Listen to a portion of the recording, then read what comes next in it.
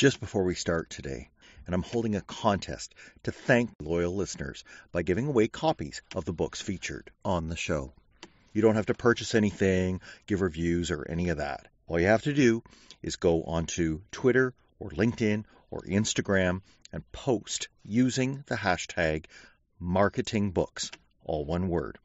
It can be about which show you heard or what you're reading. Just make sure you use that hashtag, and there will be multiple draws. And you'll be eligible in each draw until you win. I'm going to do one for every book that I have, and I'll do more draws every few months. Now, I'm only telling listeners about this, so once you enter, your odds of winning are actually really good. Get in on this offer by posting something hashtagged marketingbooks by midnight, January 15th of 2022. And now we'll get to the show.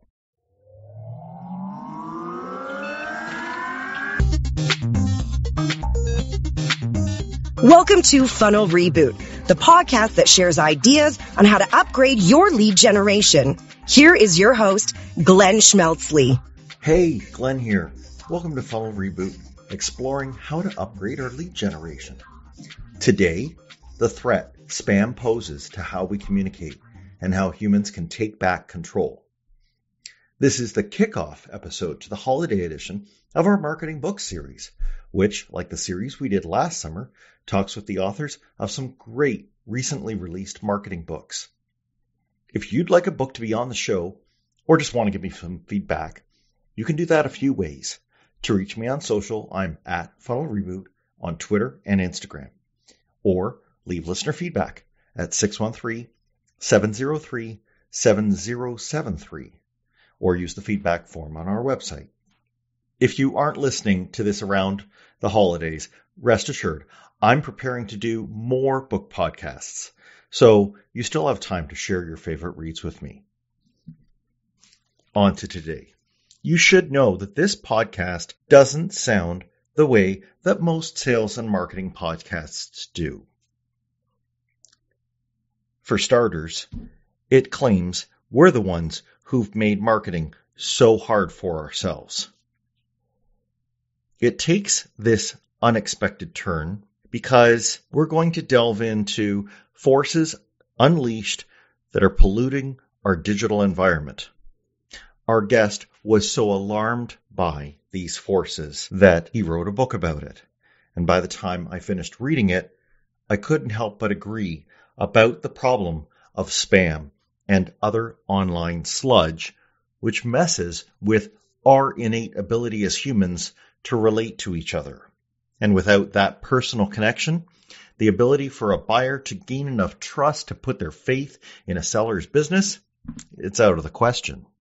The book that I mentioned is Human-Centered Communication. It currently is sitting at number 2 on the Wall Street Journal's business book bestseller list. On Amazon, it ranks high not only in the marketing category, but in customer relations, organizational culture, sales, and communications. As you listen, you'll see how it points to ways of reducing the problem plaguing marketing and sales. Its co-author is VP of Marketing at BombBomb, a software company that helps people create simple video messages. Prior to BombBomb, this person ran marketing for television stations, both on air and online. And while he unabashedly promotes the concept of personal videos, this book covers a lot more about how we can be better communicators. In fact, after recording this audio, I wished I'd done this as a video, as I became convinced of video's power to help us clean up this digital clutter all around us. So please stick around for this in-depth talk with Ethan Beute. I'm very glad to welcome today Ethan Beute. Welcome, Ethan. Thank you so much. I really appreciate this opportunity. I love that you've already dived into this. I'm looking forward to the conversation, and it's a privilege to be here. Thank you. Oh, no problem. So we're going to talk today about a book, and it isn't your first book, but it is the current book, and it's called Human-Centered Communication, right? Correct. Subtitle, A Business Case Against Digital Pollution. Ooh, digital pollution. All right. So, any good story, Ethan, there's a hero and a villain, right? Let's say we're the heroes, and we are trying to be ecological heroes here. Our villain is pollution. Um, what's the thesis of your book on where this pollution is coming from, and what is it? Sure. So we did draw on environmental pollution. We had some debate about whether or not we went too heavy there. I'd welcome your opinion or any reader's opinion on that. But we wanted to anchor into the familiar of environmental pollution to shed light on a problem that we all experience every single day. It hasn't really had a clear, specific name. So we wanted to call it out. Because it's a detriment not just to our experience in digital, virtual, and online spaces, but it's a detriment to our relationships and to our businesses. And so we call that digital pollution. Steve Pacinelli is my longtime friend and team member and co-author on both books, this one and on our previous one, Rehumanize Your Business. And his short definition, which you see is like one of those little breakout graphics in the first chapter, is that digital pollution is unwelcome digital distractions. Each word chosen specifically, of course, unwelcome. We don't want it. We don't want it. Digital happens in digital, virtual, and online spaces. Think about spam emails, for example. Yep. And then distractions. They slow us down. They confuse us. They frustrate us. They prevent us from doing what we really need or want to do. And so if we're honest with ourselves, from, the innocent, silly stuff like finding ourselves in a group text message or a group LinkedIn message that we shouldn't be in, we pick up our phone and there are like 96 new text messages. You're like, what happened? No harm, but, it slows us down. Like, what's going on here? Why did this happen? On the far other end, we of course have like malware, cyber attacks, phishing schemes, and all these other really threatening and dangerous and costly things. That's why we have a multi-billion-dollar cybersecurity industry. But in this big fat middle, now we're talking to the sales and marketing community, in the big fat middle is all of this consequential pollution. Perhaps there's no real ill intent there. We're seeking to create or deliver some form of value as a salesperson or as a marketing team or whatever. But something about the way that we're doing it creates an unwelcome digital distraction for one or more other people. And the fact that we just ignore that and high five over the conversion rates and we ignore the failure rates. For example, we can high five at our 3% conversion rate on this latest campaign, and that's up from 2.4%. Glenn, we can high five, we're geniuses. That's a 25% lift in conversion rate, but we consistently ignore the 97%. And sure, the vast majority of the 97% were just swipe, delete, no big deal. But there's some share in there that are unsubscribe or mark us for abuse or block us, right? If we're using an email tool like Superhuman, not only can I block that sender, I can block that entire domain now. Not only is that one sales rep dead to me, your whole company is. I am unreachable in the future. And so just this idea that we're creating negative word of mouth, negative reactions, negative perceptions, right? Like, what does our name and our brand name come to be associated with? And what are the consequences of that, positive, negative, and otherwise? And so, we just want to create some awareness that this is not benign. There are costs to this, and the costs, I think, will increase over time. Last thing here. So let's set all that to the side for a minute and say the person listening to this is forthright. They're on the up and up. They're creating a lot of bespoke touches and experiences for people because maybe they have a high margin or they have a low target, like low target count, right? It's really a value play, not a volume play.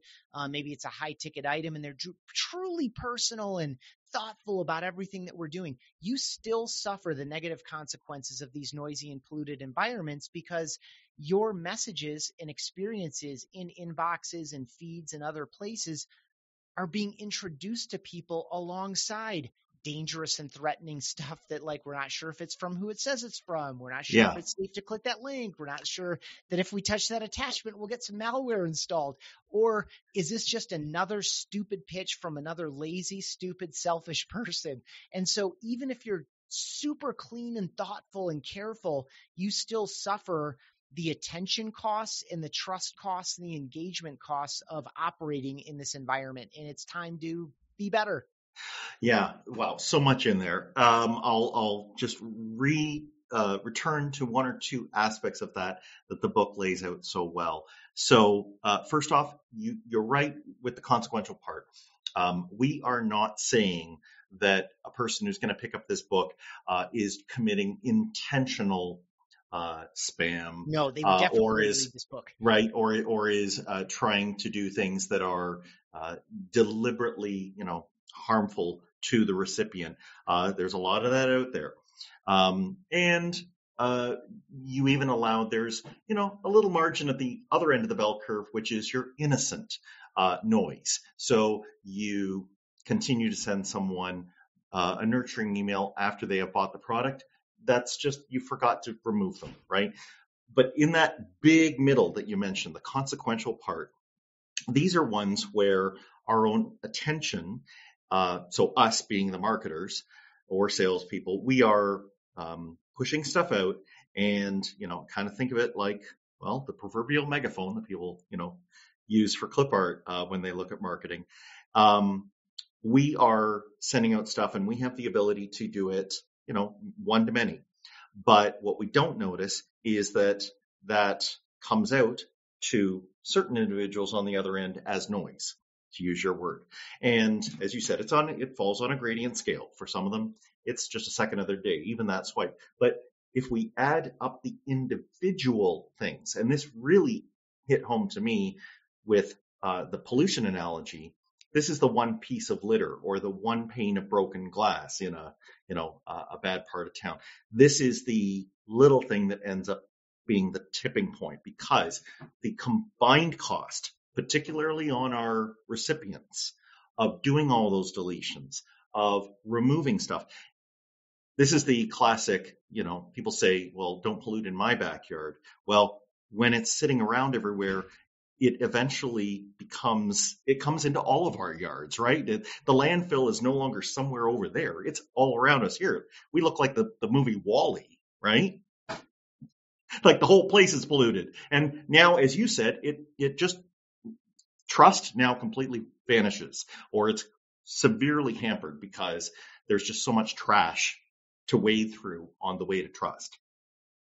Yeah, it's so interesting. One of the things that we did after we had submitted the manuscript and before it released was had a lot of internal discussion here at BombBomb. So that's a company that I work for. Steve Pacinelli, my co-author, works alongside me, or I work alongside him. On the org chart, I work for Steve.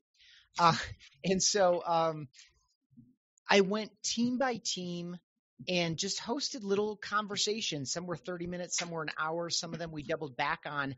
And one of the questions that I asked was, how real and how significant a problem is digital pollution? I wanted to, because I was trying to get understanding of where our own team was so that we could, start moving toward a shared understanding and shared buy-in, because we think this is an important conversation to have with our customers, potential customers, internally, to evaluate the work that we're doing, et cetera. And this really came through what you just offered there, that it's so pervasive that we've become desensitized to it. And as soon as 2 or 3 people offered an example, then all of a sudden everyone in the group, if it was a small group, let's say 4, 5, 6, 7 people, everyone would start piling in with their own examples and stories, right? This is the LinkedIn connection request, legit looking person, legit headshot, decent sounding title. Seems like it would be someone that's interesting to connect with. You connect and immediately you get that 6-paragraph copy paste with 2 links in it. One of them is just, some white paper, and the other one is a link to a calendar to schedule an appointment. It's like, dude, none of what you're selling here is in my purview at all, and not even close.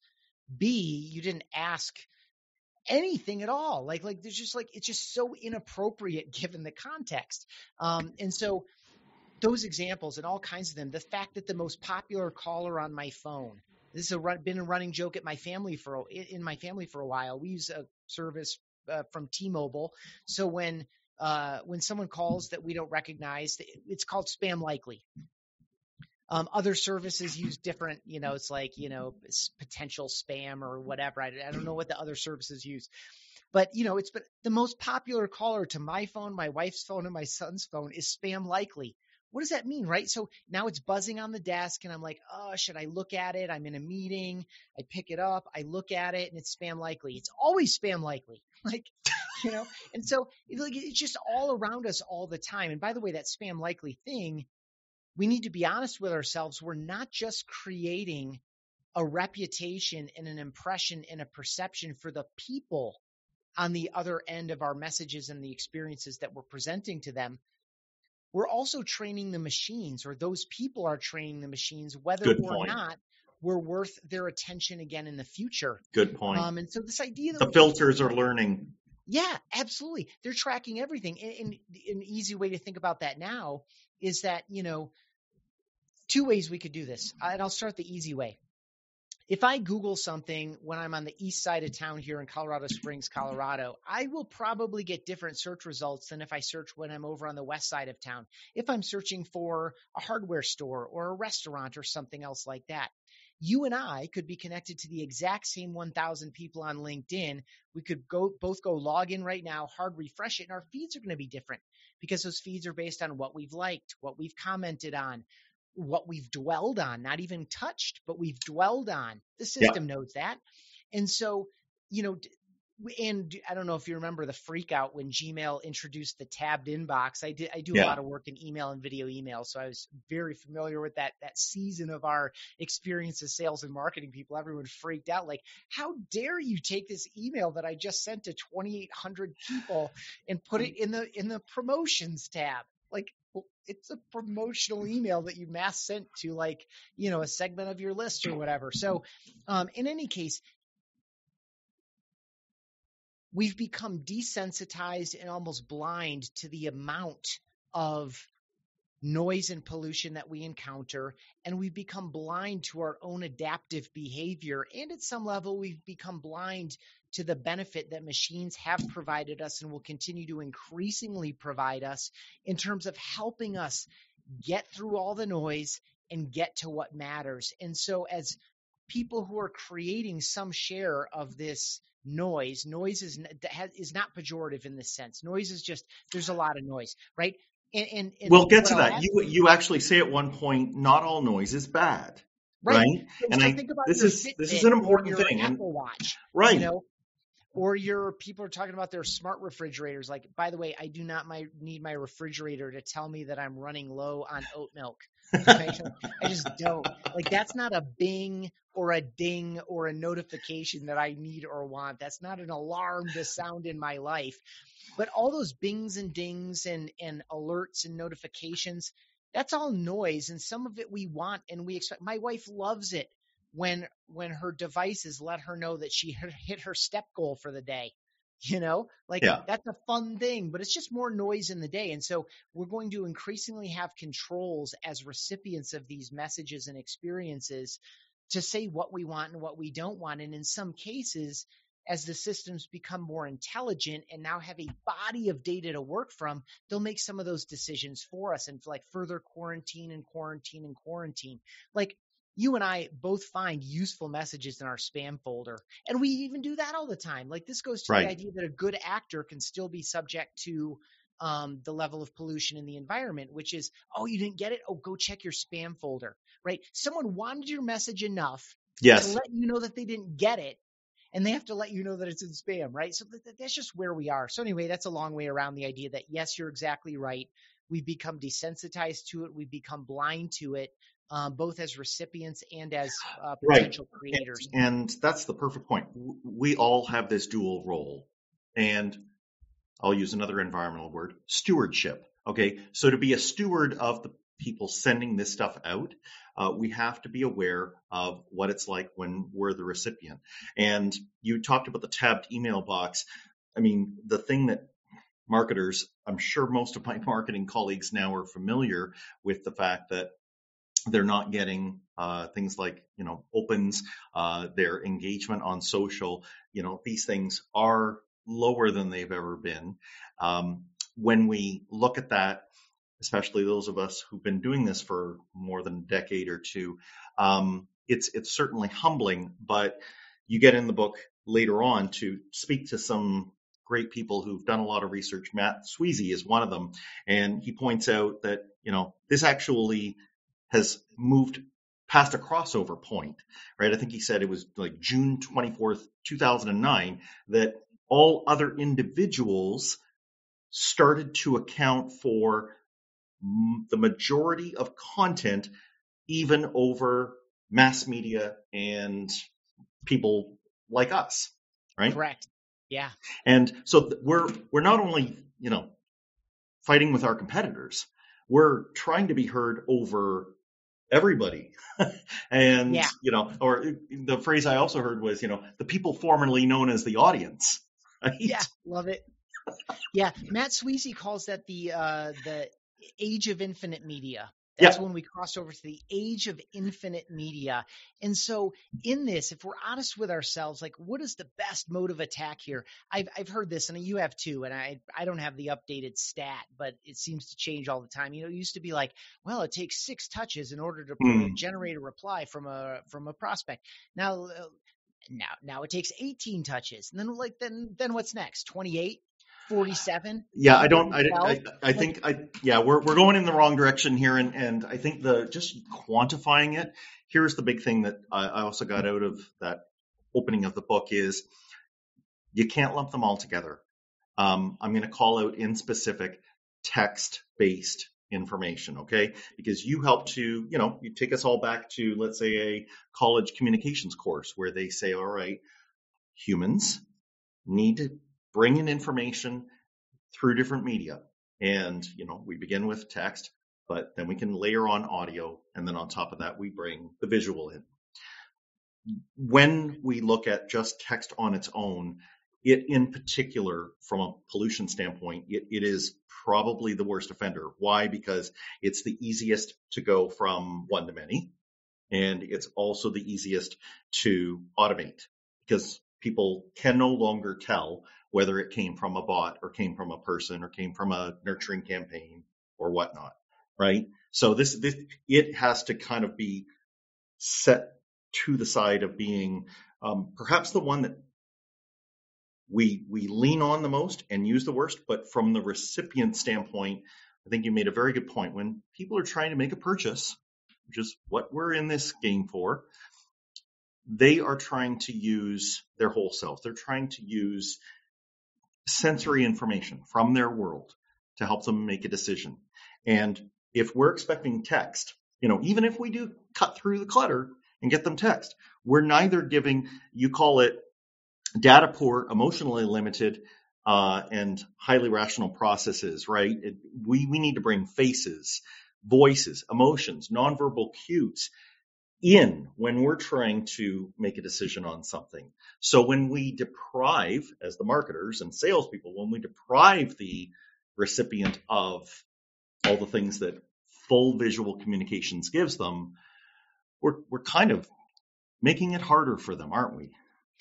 Yes, so much that I love about not just what you said, but the way that you said it. Yes, we're making it harder. And our number one job should be to make it easy for someone to feel safe and confident saying yes. And the yes isn't, when you say transaction or making the sale, we're making all kinds of sales all the time. Every ultimate sale where we get the signed contract or whatever, or the renewal or the expansion or whatever, that's the result of a bunch of smaller sales in front of it. We need all these micro yeses to get to the macro yes. What I want to really make clear for people based on what you just shared there is why this matters. This matters because humans have evolved for millennia to make safe and healthy choices. Everyone listening to this, and you and I are both, all of us are of lineage of people who at some point successfully navigated the world in their age, and they passed it on and were part of their lineage. because they were successful in making good and safe choices. And part of that process is judging other people's intent, right? So when we judge any person or situation, and this is also, by the way, there's research, this is how we judge brands. We judge on two main criteria, and some set of, this is not unique, but some set of research calls this warmth and competence.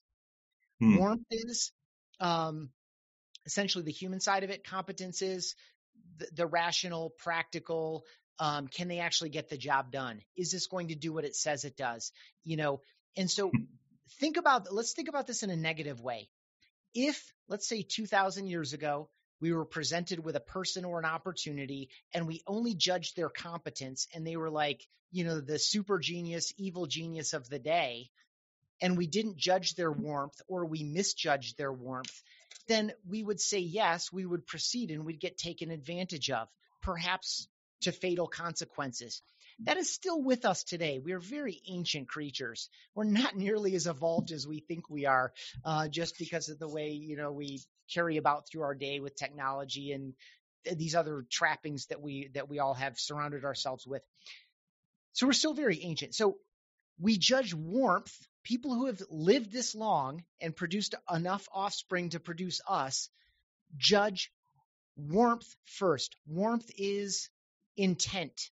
It's motivation. Does this person believe what they're saying? Does this person seem to have my best interests in mind? Is this person excited about what's going on here? Is this person honest and sincere? And here's the trouble. When we rely on faceless typed out text, we are depriving the people who need to figure out how to safely and confidently say yes, big yes or little yes. We're depriving them of the information that they need to make that choice. But their brain is so desperate to have that information that in its absence, they'll just make it up. And do they make it up? And right now I'm leaning on the work of Dr. Nick Morgan, whose book, Can You Hear Me? How to connect with people in a virtual world. I had the privilege of interviewing him. I read his book and we cited his book a couple times. So if you want more on this, it's all from Dr. Nick Morgan. And I'm just kind of adopting it into this conversation. Well, tell us a little, and I can't remember if it was Nick or not, but about how our face and how the information that we are conveying to each other is way more information than some typed out text will Very give. good. Right. So last point here, if we don't give them that data, the visual and emotional data that they need, and then I'll get into the face and why it's so rich and valuable, they're going to fill in the gaps because their brain can't proceed without filling in the gaps. So they're going to make it up, and they're not going to do it in your favor. They're going to do it in a way that protects them. Essentially, they're going to assume the worst. If you don't give me what you need, I'm going to make the decision anyway, and I'm going to assume the worst of you because that's how we survive and thrive as ancient creatures. So on the other hand, if we can give them the visual and emotional information that they need, and now we're talking about Dan Hill, who we interviewed specifically for this book. He's an emotional intelligence expert.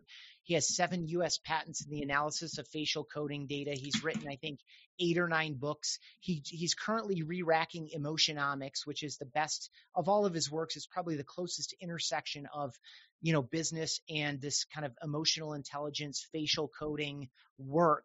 It's the most visually dense, like the square of our eyes and our nose and our mouth. Just put a square around your own face. That is the most visually rich real estate on earth to any other fellow human being. We all express emotions the same way. Human facial expression of emotion is both universal and innate. We all do it naturally from birth. And we all do it the same way. So in Rehumanize Your Business, we reference some of this research too, but a blind and a sighted athlete will celebrate their victory the exact same way, for example. So this is not learned behavior. This isn't say like, oh, this is how I express my joy. We all do it the same way. And here's another point of reference for people to understand how obvious and true this is. Let's just say no one listening right now speaks German, and we're watching a press conference with someone in German, and there's no translator. We can tell by their face and their body whether they're sharing good news or bad news, or whether they're providing a caution or an encouragement, right? We can all do that. We've all also seen sticking with the press conference, and then I'll stop. Sticking with the press conference, we've all seen that apology press conference from the celebrity or athlete or politician, and we know whether or not they mean it, right? Because the way it's said, and for the parents listening or the managers listening, you've said some version of this to someone that you needed to train up or coach up before. Listen, now I'm speaking to a child. Listen, sweetheart, it's not what you said. It's how you said it, right? And so we all know, we can all detect the discrepancies between what we're saying and how we're saying it. Like, and we're judging, what we're judging there is intent and motivation. Does this person mean what they're saying, and do they have my best interest in mind? And so the idea that, given the fact that we all have high-speed internet connections and that we all have HD webcams built into every single device, whether it's a phone, a tablet, a laptop, whatever, the fact that we would miss all these opportunities to give people that our success is built with and built through and built for.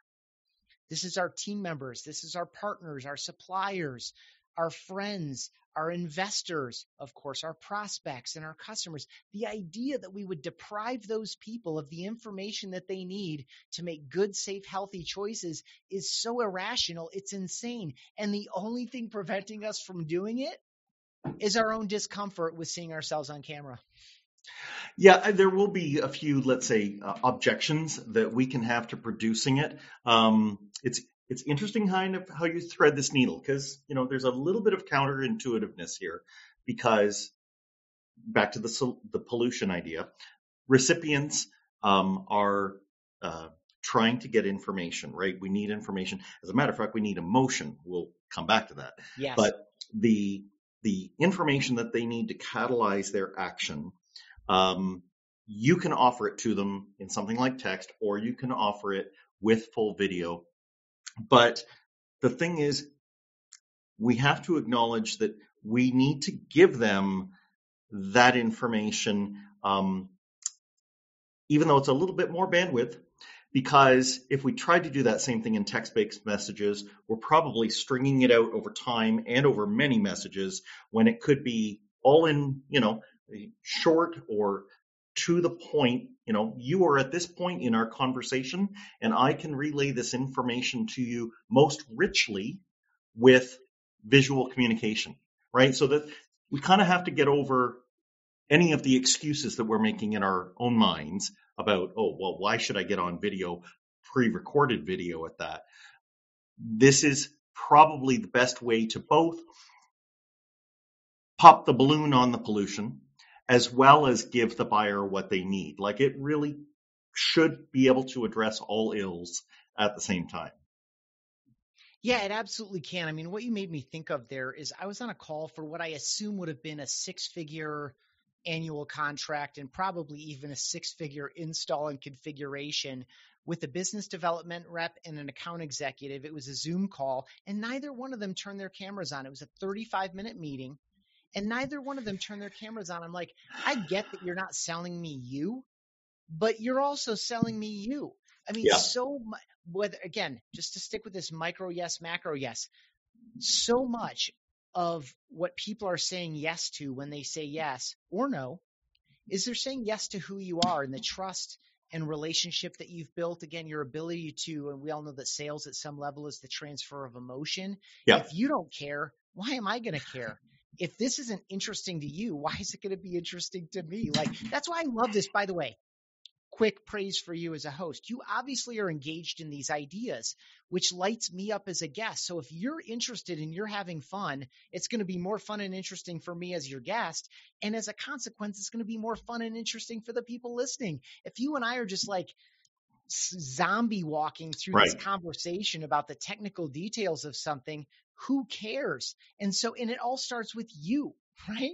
And so, and speaking to you specifically, Glenn, thank you, as the person who obviously cares enough about these ideas to create a fun and interesting environment to let these ideas kind of get out and move around a little bit. And so it's the same thing in all of the work that we do. If you're a leader or a manager and you don't seem to care much about what's going on in the team and in the company, how can you expect your team members to get up and show up and, lean into it? And if we don't provide that emotional feedback, whether it's concern and corrective or supportive, or whether it's encouraging and celebratory, like that's what all this is about. Like it's all contagion. It's all sincerity and enthusiasm. And even if you're like this kind of like mellow, thoughtful, analytical personality, you still are getting yeses based on who you are. And you still have this ability to communicate in your own unique human way and in a way that makes other people feel seen and heard and appreciated and engaged in what's going on. And it just, in general, it's just made so much more possible through video than it is through faceless communication for ancient reasons. Yeah. And anybody who, has the ability to, let's say, just sell to everybody who they can physically see locally, that's great. Many of the people that we're speaking with don't have that ability or are part of organizations that are trying to use it across people and across time zones and things like that. And this matters because I'm sorry to hear about your bad experience with a live video call, but let's not whitewash this. It takes a little bit more effort to do a pre-recorded video. It's like you said, the host has to start it, and that little bit of extra effort is, I find, something that you can only rationalize when you understand that it's going to make that much more of a difference to the recipient. And maybe there are people like you spoke with Adam Contos, and you also spoke with Lauren Bailey, both leaders in organizations that promote use of pre-recorded video. And they made points like, you have to lead it. You have to show people in your organization, you have to show your peers that this is a viable way of doing it, just as for those of us old enough to remember the folks who first wanted to get on email, right, when it was the only thing that we had. You have to lead. You have to show. I love the point that Adam makes in particular, and I know this is going to sound egotistical to some. I used to think of it that way, but when you care enough to get a piece of information out to somebody, then setting up a podcast, setting up a YouTube vlog, setting up personal pre-recorded videos, that becomes something that you intuitively will be willing to do, because in a very weird way, that's what puts the recipient first. And it's not about you building a brand. Adam doesn't do this because it makes Adam notable. Neither do most of the other people that you've put in the book here. What do you say to that? Exactly right. Okay, so you've spoken to several key things. One, video is not magic. You can't just start implementing video email and video messages, take the same crappy email sequence that isn't producing very amazing results, turn them into videos, and it's magically going to be better. And the reason why is another thing you just shared, which is what's in it for them. And this is, I think we put this in chapter 2. It's like a little table, and it basically draws out the traditional way of thinking and a more human-centered way of thinking. The traditional way of thinking is, oh man, why didn't he open my email? Or why didn't she play my video? Or why didn't they reply? Right? When in fact, a more appropriate approach that asks before you type a single letter or before you record a single second of video, you think, what's in it for them? Why would he open this email? Why should she play this video? Why would they respond or engage or click or whatever we want them to do? And when we think about what's in it for them first, instead of just rushing in like, okay, what are we trying to sell, or what do we need to say, or we need to get this thing booked up, or we need to get more people on this webinar, or whatever we're trying to do, we just rush. We try to and then maybe as an afterthought, when we're trying to craft the subject line, or we're trying to maybe rewrite the opening line of the email, we might give some consideration to why would.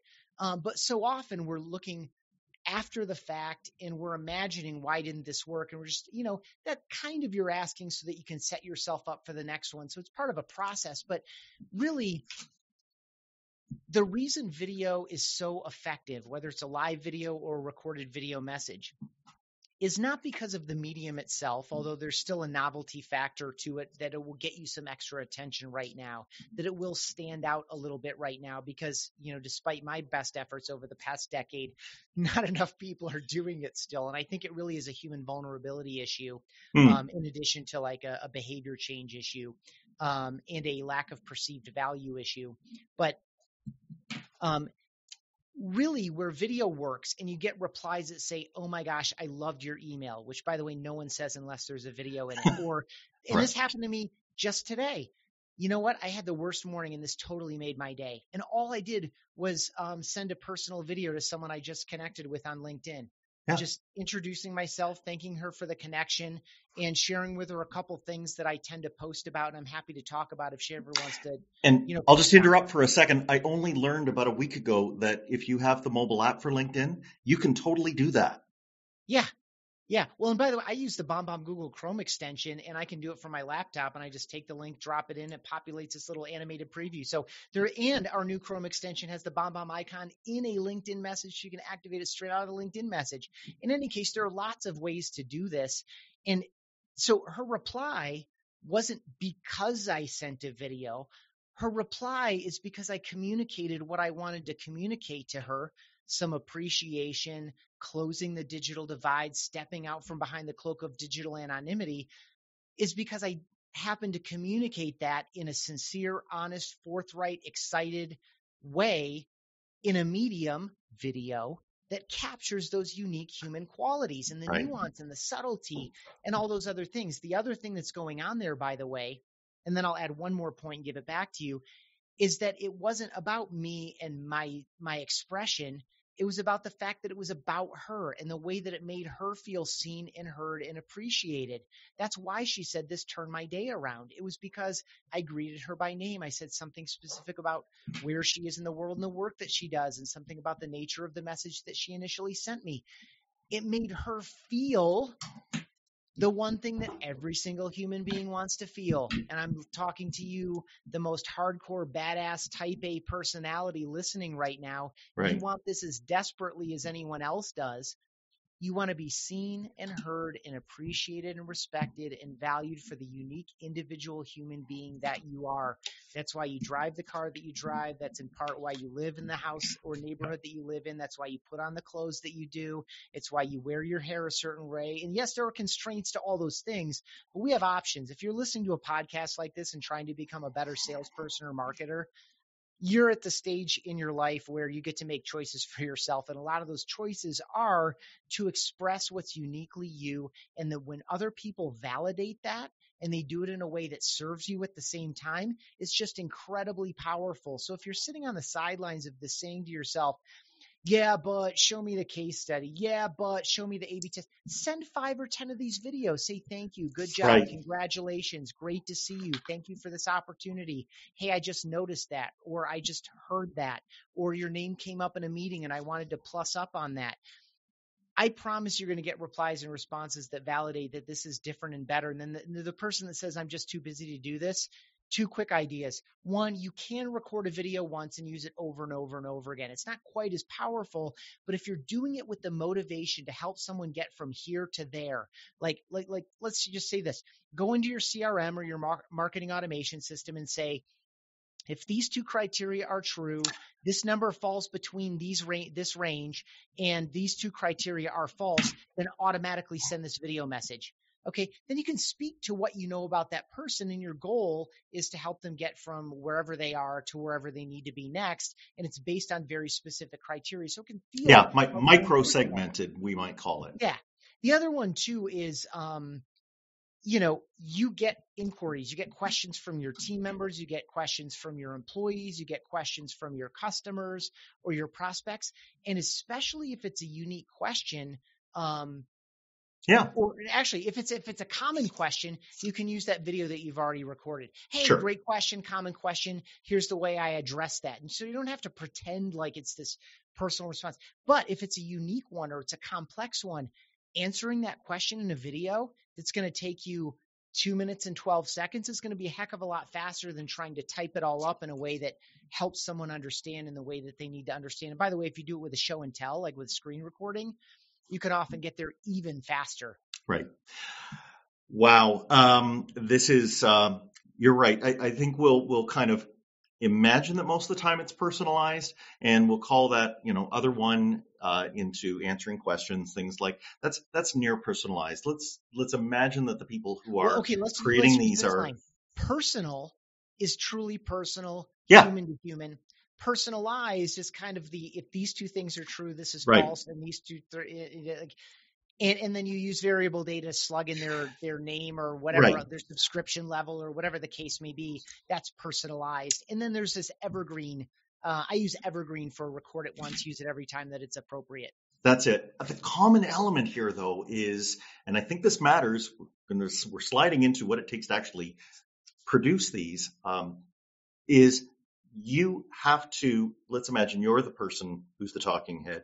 You have to key yourself up a little for this. And there was one point where this can't be faked. You have to get very much into the mode of how you're helping that person. Just like you said with that message you sent to someone that made their morning. There's a line that said, imagine the person is really interested, that they need this, and that they're excited to get it.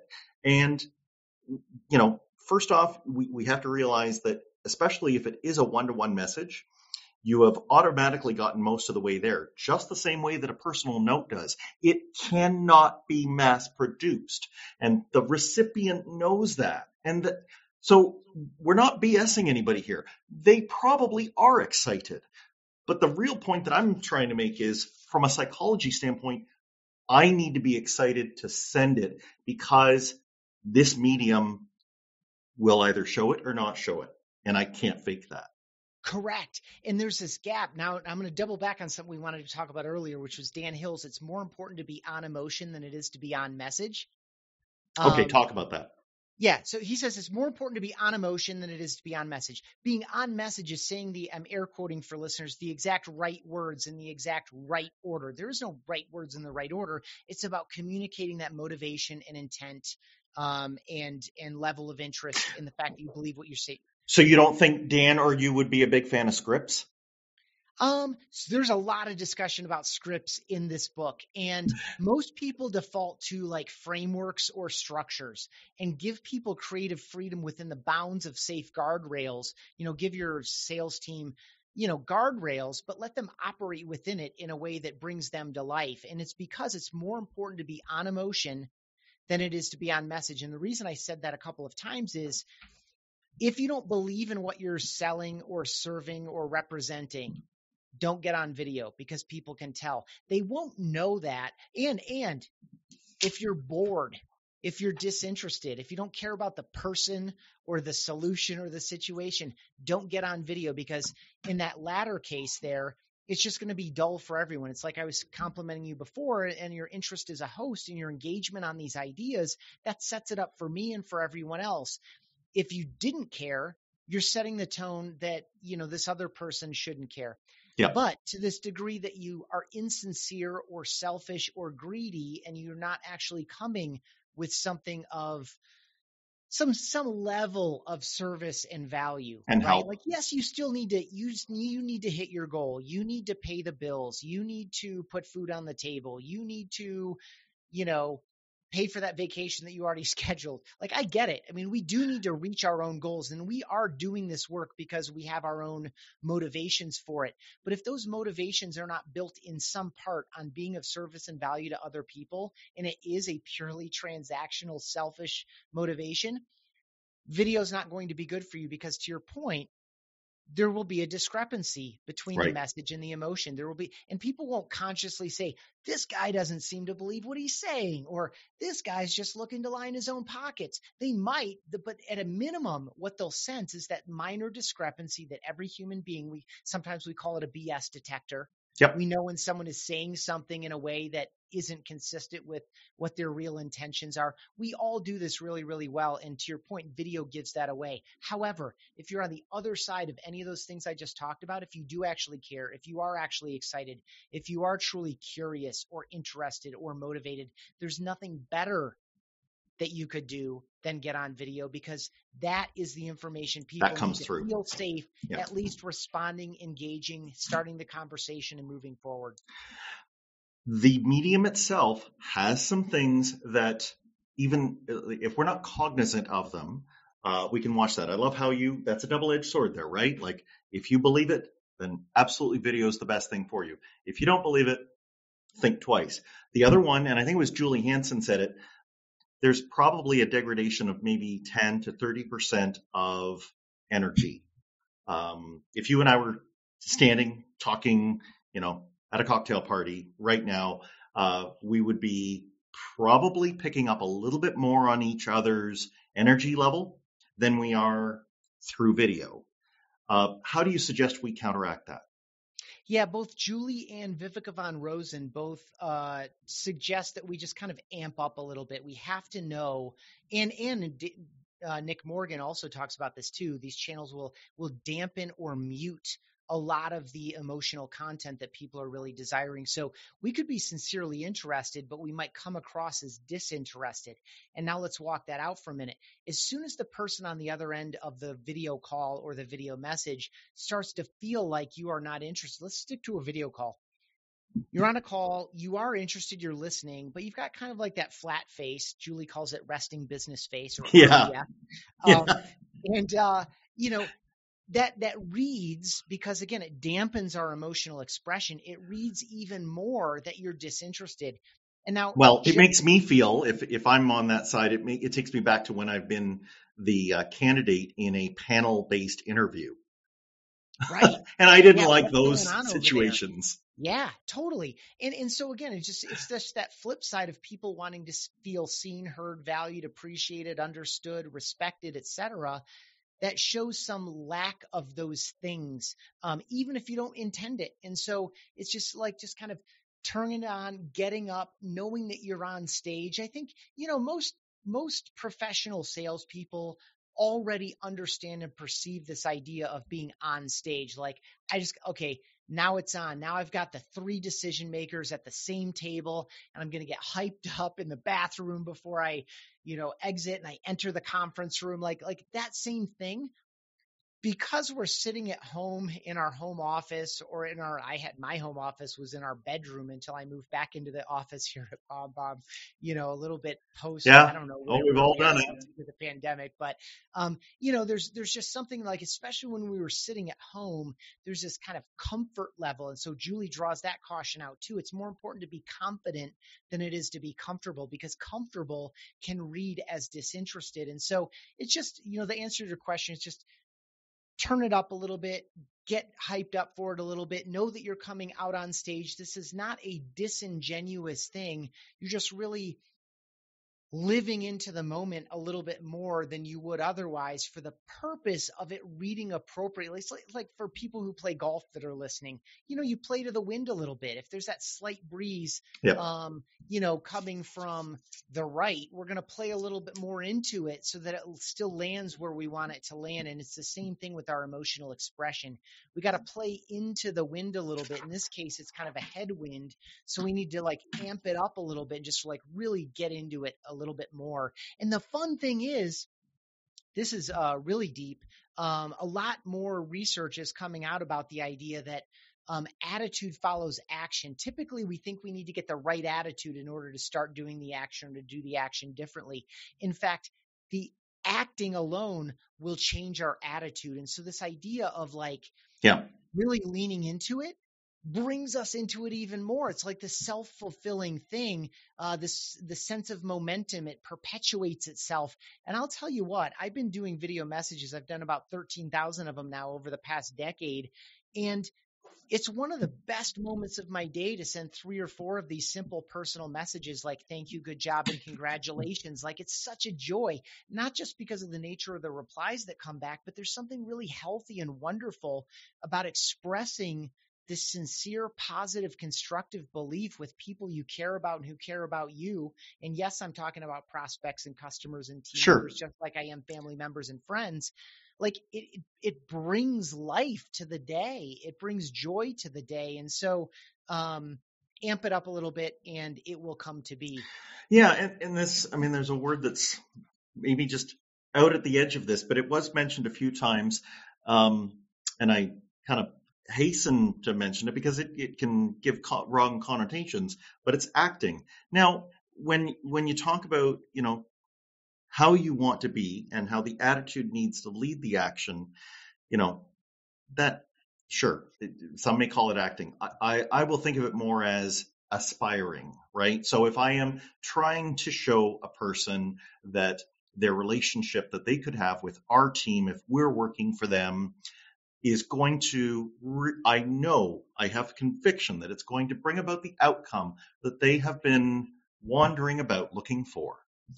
I can emote that. I can really bring that through on video and not leave my sincerity behind. And it matters because, again, the video medium will both bring that, but also if I don't do that, the flip side is they might come to their own conclusion that we can't do it for them, right? Yep.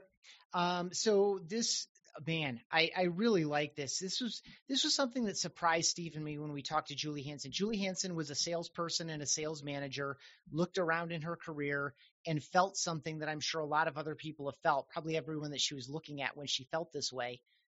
I don't feel as confident as everyone else seems in their role. And Right. So she decided to take on acting and improv as a means of getting more comfortable and confident in herself and became a professional actress. So she's featured in chapter 6 of the book. And we had this same, Steve and I had the same kind of like negative connotation / pejorative sense about acting, that it was dishonest or inauthentic, that it was, that it was all acting. But in fact, Julie changed both of our minds about this. And I hope that the people who read this chapter will also be moved by it. We all have different roles in our lives. Yep. Parent, boss, subordinate, customer, friend, brother, uncle, whatever. Like we have all these different roles and we don't treat everybody the same way. We're not the same person in that moment with each person, but there's a full, true, authentic part of ourselves in every one of those. When I talk to my wife versus when I talk to my son versus when I talk to you versus when I talk to a team member. We're not unidimensional.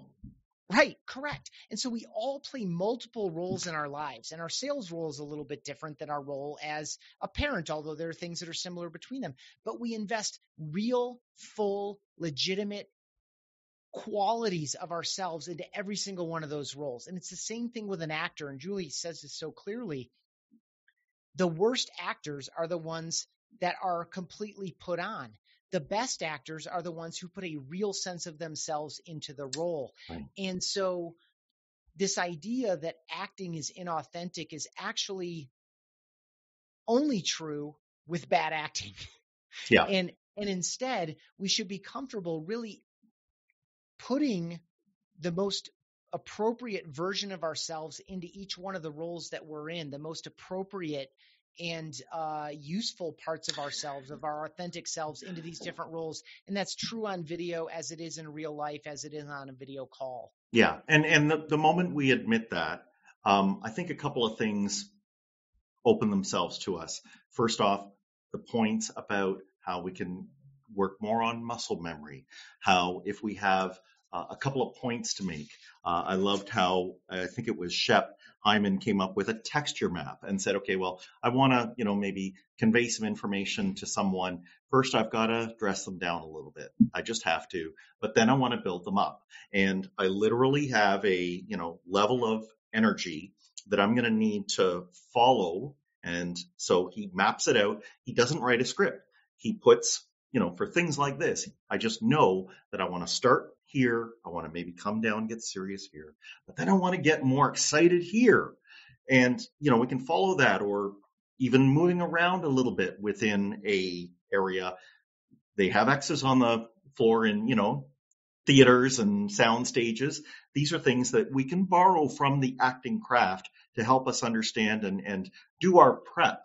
Because a lot of this, if we just do a little bit of that prep, the final product will be so much better, right? Absolutely. And I love that you drew out Shep's texture map. He's so many good presentation ideas in that chapter. I think that one's chapter 11. And he's been performing. He's a magic background, but he's also been a professional speaker. I think he's in the Hall of Fame for one of those speaking organizations. He's been doing it for decades. He's just a fantastic presenter and has learned so much over the years and is really leaning into this digital opportunity too. So there are a lot of practical tips for everyone in there, even if you're not taking a stage in front of a room of 1,000 or 10,000 or 500 people or whatever. There's a lot of really practical stuff in there. And what I want to caution people on is you were sharing that. None of this is about manipulation, but it is in part about crafting this experience for people, bringing them along, acknowledging where they are, taking them on different curves and emotional ups and downs and levels of energy to arrive at this place. And we can do that again in a highly competent, evil, genius, manipulative way.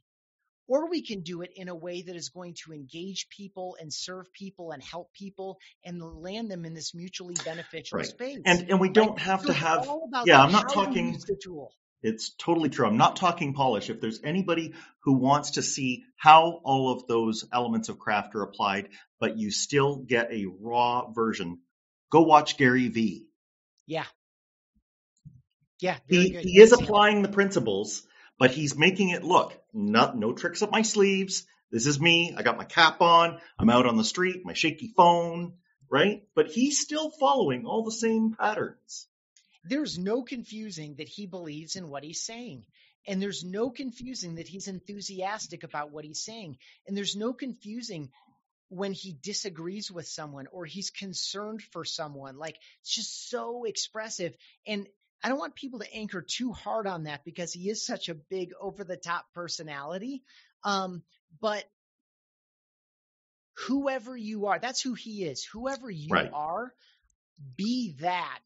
Yes. And be that consistently and be that sincerely and be that in a way that serves other people. Because I've gone through different seasons with Gary Vaynerchuk because me too. Just different seasons. Like his style and his message spoke to me differently at different stages for some reason.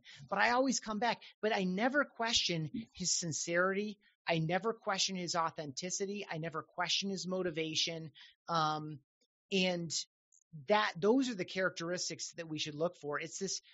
In the consistency, he is who he is, and he's always been who he is. We can tell for those of us, I would guess that you've been following him as long as I have. I remember getting Crush It and just being really excited about this whole idea of, I was not looking to crushing things is not in my personal lexicon. Yeah. I'm not looking to dominate or crush anything, but this idea of using these available digital tools to express more of who I am and to connect with other people on these things that I care about, perhaps even monetize some of them. That was a really exciting thing. And he's the same person today that he was back then.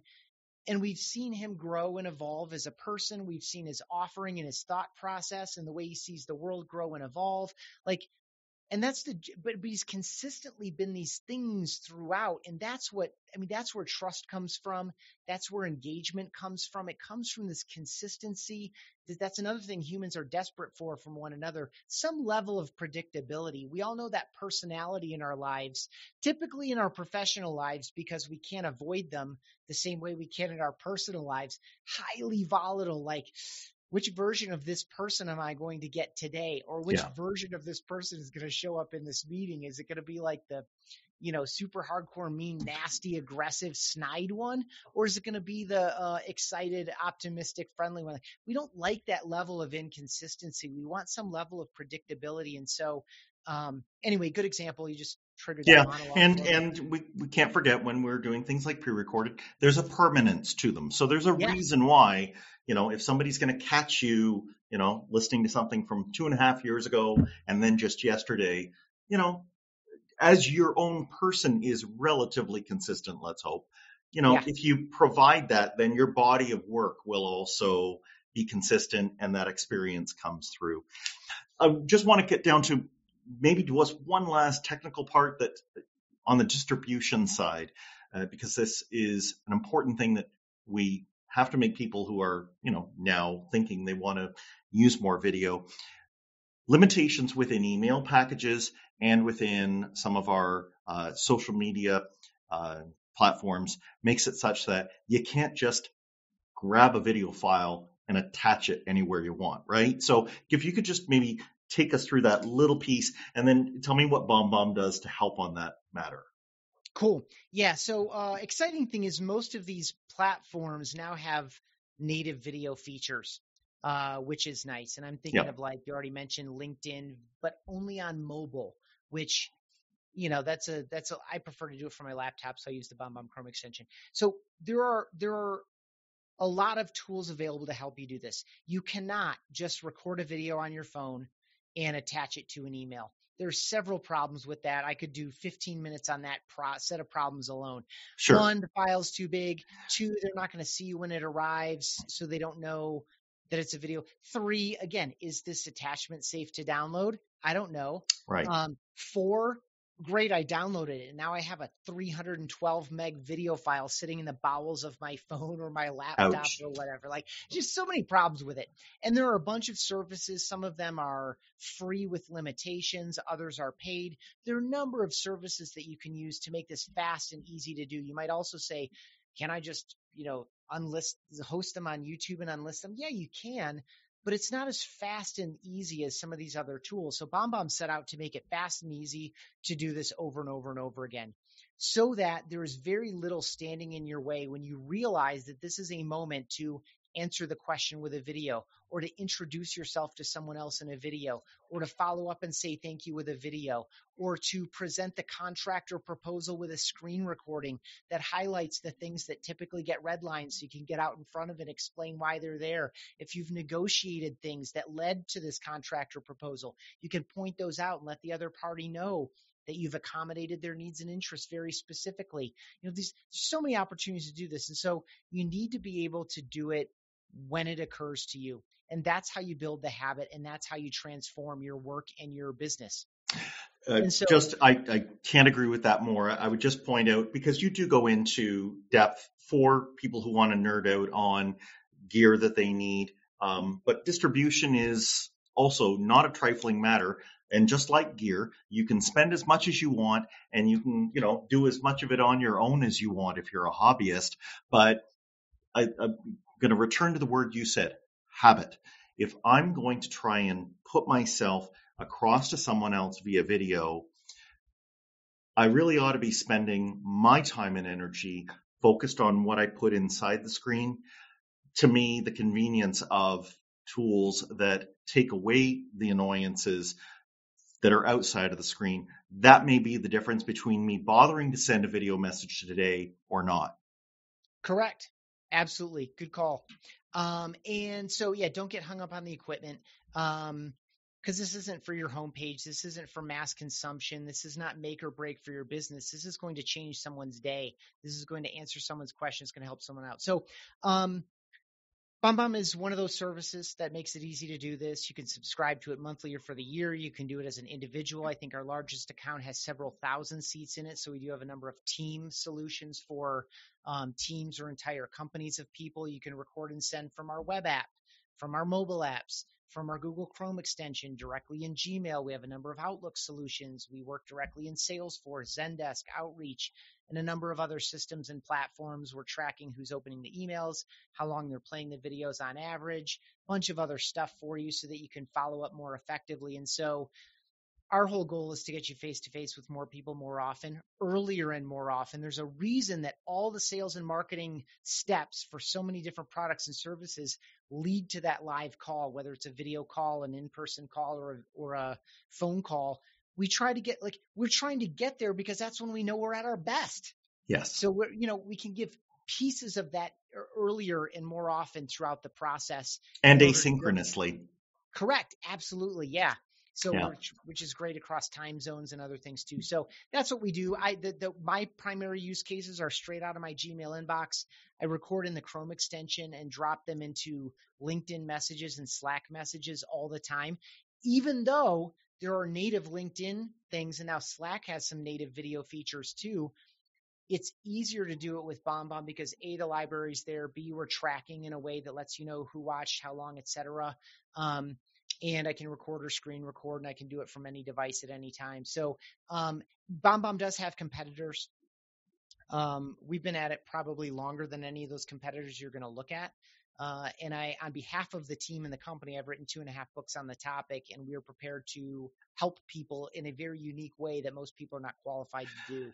I will vouch for the fact that this book definitely helps that without a hard sell. And I think you should take a bow, Ethan. Am I right that there's been some recent lists that the book has climbed? Would you mind telling us? We're recording here in November of 2021. How's the book doing? It released at number 2 on the Wall Street Journal hardcover business bestseller list, which was just amazing. It was number 2 to Atomic Habits, which has been number 1 for almost 2 years straight now. And so one of the guys that helped us with the campaign said, really number 2 is the new number 1. It was tagged bestseller by Barnes & Noble. It was tagged bestseller by Porchlight Books, which sells nonfiction, typically business books in bulk. Awesome little independent company in Milwaukee. They're not little. They're an awesome independent company in Milwaukee. And then one of the things I was really excited about, obviously there's a point of pride around hitting the Wall Street Journal bestseller list. It's just really nice for momentum and awareness and as an accolade and as kind of a credibility play for people that are trying to decide, is this legit or not? Is this for me or not? Something else that I was really excited about is that up against, by the way, free Audible downloads and 99-cent ebooks, we hit number 1 in customer relations, number 2 in organizational culture, number 3 in sales and selling, number 3 in communication skills, and number 4 in marketing in Amazon. Wow. And the reason I like that is that I'm going to list those again. Marketing, we were number 4. It peaked at number 4 there. Number 3 in sales and selling. Number 1 in customer relations, which is kind of their bucket for customer service, customer support, customer support. And organizational culture. Organizational culture. Internal to your colleagues. This spans employee experience and customer experience. This isn't just a prospecting thing. Right. And I love it because that's what we set out to do. And to your observation, by the way, one of the Amazon reviews, I think we have like 230 Amazon reviews on Rehumanize Your Business, the first book. And that one was the complete what, why, who, when, and how of this relationships through video movement. It really was very specifically about video email and video messages. And one of those reviews, I think it was a 3-star, so it wasn't like a hammer, but they basically called it a BombBomb sales pitch. Now, we were very clear that you can apply these no matter what tool you're using or whether you DIY. I want to be clear about human-centered communication. This is about better business culture and better business results. This transcends video email and video messaging in a very significant way, and it goes much deeper into human connection. And again, it's informed, and you were kind enough to mention several of them by name here. Steve and I were privileged to get hours and hours of time from 11 different experts in sales, in marketing, in customer service, in leadership and management. I mentioned Dan Hill, the emotional intelligence expert, and a number of other people. And so this is a big book with a big idea and a number of practical strategies and tactics like ripped throughout it. I hope you would agree. You could open to almost any, you just open it up anywhere, and somewhere on those 2 pages that are in front of you, you could find something useful for yourself today. I do see it, if it's properly applied, as a way of taking back some of the pollutive behaviors that we've done and restoring us to, maybe the way that business was done before mass media got everywhere here. I'll just finish with, my own little part. I loved how you ended on the Clue Train Manifesto, where they, I think, very wisely were seeing what the internet could be, and we're saying, look, keep it human, keep it to a conversation. Don't let the technology become this monster that, envelops everything. Don't lose sight of what the technology can facilitate. So with that, I want to thank you so much for your time, Ethan. If people wanted to reach out to you or Steve or some of the other team, where could you be found? Awesome. I will, if you've listened this deep into this conversation, I welcome direct communication. You can email me directly, Ethan, ETHAN, @BombBomb.com. I welcome direct feedback. I welcome questions, etc. My name is Ethan Beute. Last name is spelled Beute. I absolutely welcome connections on LinkedIn. And you can find me as Ethan Beute, either as 2 words or 1 word jammed together, on pretty much any social network. And you can learn more about the book at BombBomb.com/book. It's just the word bomb twice, BOMB.com/book. You can see both books there, or you can just search Human-Centered Communication in Amazon or wherever you prefer to buy books, including a place like bookshop.org, which supports independent businesses. Porchlight Books, if you want multiple copies, Porchlight Books will do, again, they do bulk purchasing, and they're, I think, 20, 30, 35, 37% discounts depending on the volume. Perfect. Well, thank you so much, Ethan. And to the listener, thank you for sticking through this conversation. We went around the bush and back, I think, but we covered so much. So many places untouched. There's more in the book, believe it or not. And I'd appreciate if there's someone else who you think needs to consider human-centered communication and how we can be better at it, please go ahead and share this episode with them. If you like what you heard, or if you didn't, please leave me some feedback. Get in touch with me on the website or wherever you find this podcast. Thanks for listening.